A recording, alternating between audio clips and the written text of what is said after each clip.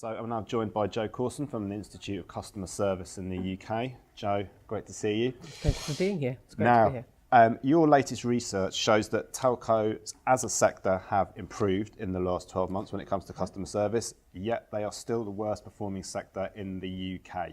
What are they still getting wrong? Okay, so absolutely, it's good to see some improvement, but you're right, Mark, a big distance to actually travel. Key 5 areas for me.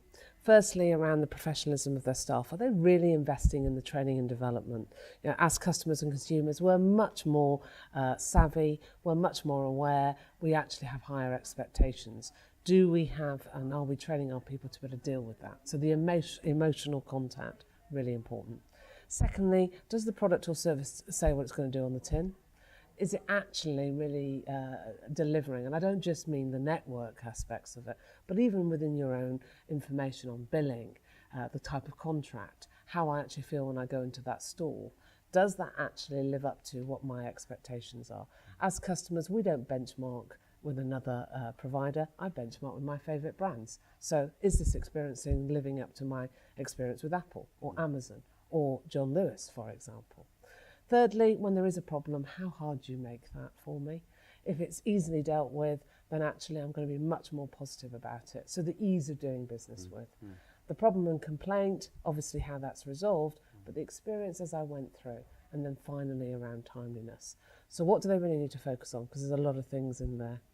They need to get the basics right, absolutely. But also on top of that, you know, we have higher expectations.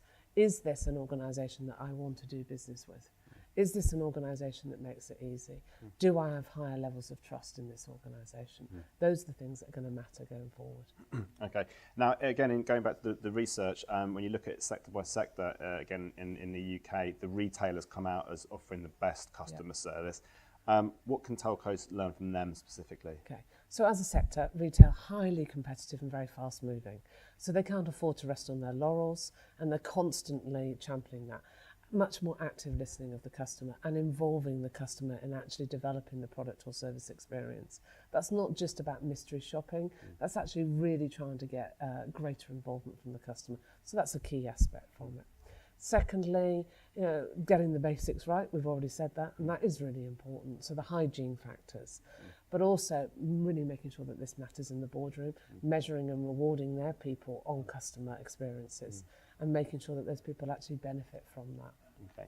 Now, the other thing that you kind of look at as well, which is quite interesting, is actually what end customers want and think.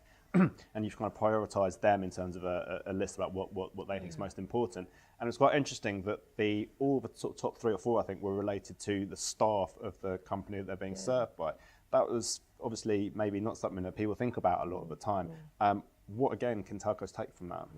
Really interesting. So the top 20 customer priorities, as you've said, what are those? Well, what was interesting for me is number 20. So the very bottom is price. And as you've said, Mark, the top things are all around people and human interaction. So actually, probably the biggest lesson for a telco company to think about is what kind of culture am I trying to develop? We know there's a direct correlation between higher levels of employee engagement and higher levels of customer satisfaction. So the employee is really, really important here.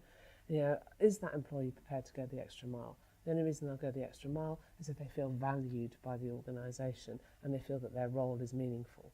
So creating meaningful roles for our people is increasingly important.